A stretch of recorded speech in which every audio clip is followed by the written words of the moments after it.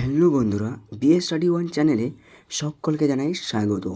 আজকের আমাদের আলোচ্য বিষয় মুঘল প্রশাসন ব্যবস্থা সম্পর্কে। তাহলে আমরা একটু একটু করে এই মুঘল প্রশাসনের ব্যবস্থা সম্পর্কে জানার চেষ্টা করি। তাহলে শুরু করা যাক আজকের আমাদের আলোচ্য বিষয়। মুঘল সম্রাটরা বাবরের সময় থেকে বাদশাহ উপাধি নেন। বাদশাহ উপাধির সঙ্গে বৈবাধিকার তত্ত্ব জড়িত ছিল।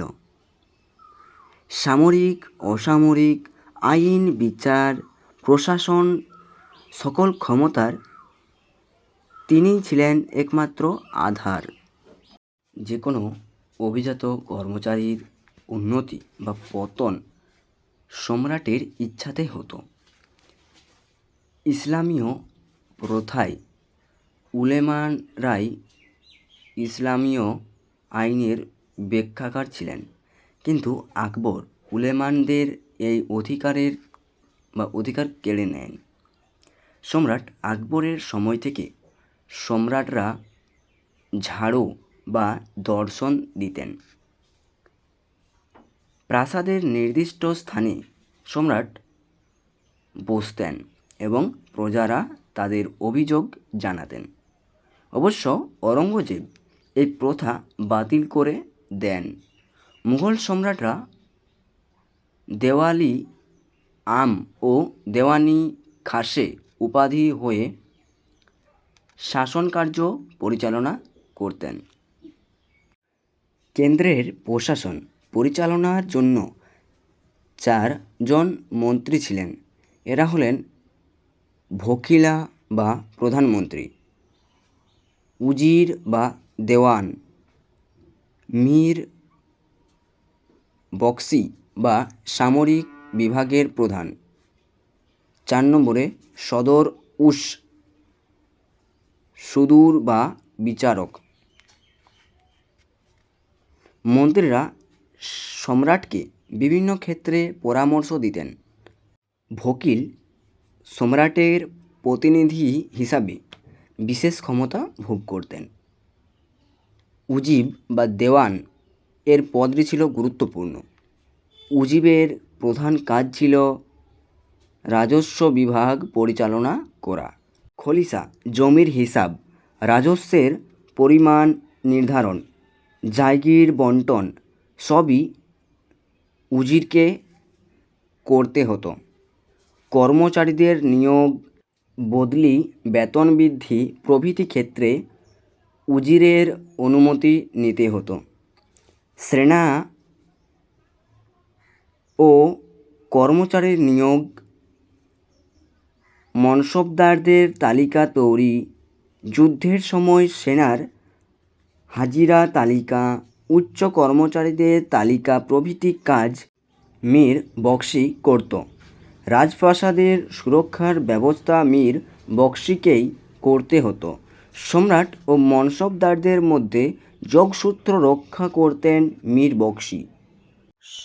সদর উস সুদূর বিচার বিভাগ পরিচালনা, প্রাদেশিক কাজীদের নিয়োগ, দাবত্ব ও ধর্মীয় বিভাগ পরিচালনা, শরীয়ত সম্পর্কে সম্রাটকে পরামর্শ দিতেন। এছাড়া আরও কিছু উচ্চপদস্থ কর্মচারীর নাম পাওয়া যায়। এরা হলেন মীর সামান, মীর অতিস, দারোগ-ই ডাকচৌকি, মুস্তাফি, মুহতাসির প্রভৃতি। মুঘল শাসকদের মধ্যে আকবর সর্বপ্রথম প্রাদেশিক শাসন ব্যবস্থা গড়ে তোলেন। আকবর তার সাম্রাজ্যকে 15টি সুবা বা প্রদেশে ভাগ করেন। সুবাগুলিকে সরকার এবং সরকারগুলিকে পরগনায় ভাগ করা হয়। সুবার প্রধান কর্মচারী ছিলেন 2 জন সুবাদার ও দেওয়ান।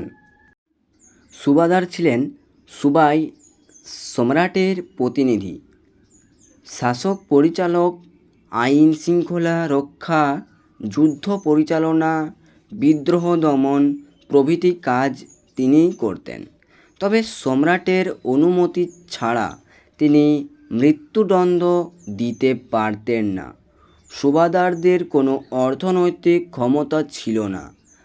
প্রদেশে রাজস্ব বিভাগের প্রধান ছিলেন দেওয়ান।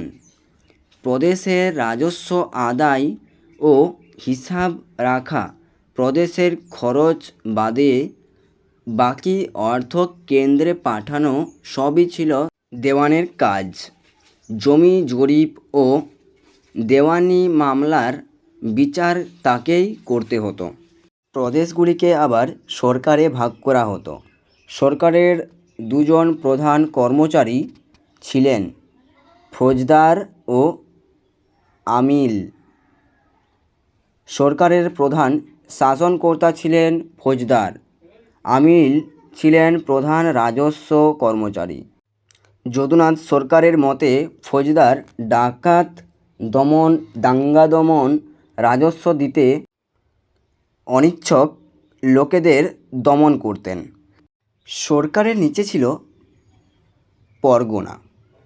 এখানকার প্রধান কর্মচারীরা ছিলেন পরগনা সিকদার, পরগনা আমিল প্রভৃতি। মুঘল যুগে নগরগুলির প্রশাসনিক দায়িত্ব, আইন শৃঙ্খলা রক্ষার ভার ছিল কোতোয়ারের হাতে। গ্রাম পঞ্চায়েত গ্রামের শাসন পরিচালনা করত। মুকাদ্দাস ছিলেন গ্রামের প্রধান। সুতরাং দেখা যাচ্ছে যে মুঘল যুগে প্রশাসনিক ক্ষমতার মধ্যে বিকেন্দ্রীকরণ নীতি অনুসরণ করা হতো। যদিও তত্ত্বগতভাবে সম্রাট ছিলেন সকল ক্ষমতার উৎস, তাহলেও সম্রাটরা সাধারণত স্বৈরাচারী ছিলেন না। বিভিন্ন স্তরে বিভিন্ন কর্মচারী নিজ নিজ দায়িত্ব ও কর্তব্য সম্পর্কে যথেষ্ট সচেতন ছিলেন। এই ভিডিওটি ভালো লাগলে আমাদের বিএস স্টাডি ওয়ান চ্যানেলটিকে সাবস্ক্রাইব করো এবং কমেন্ট করে জানাও যে এরপরে কী দরকার বা কী প্রশ্নের উত্তর প্রয়োজন তোমাদের, সেটি আমি প্রস্তুত করব।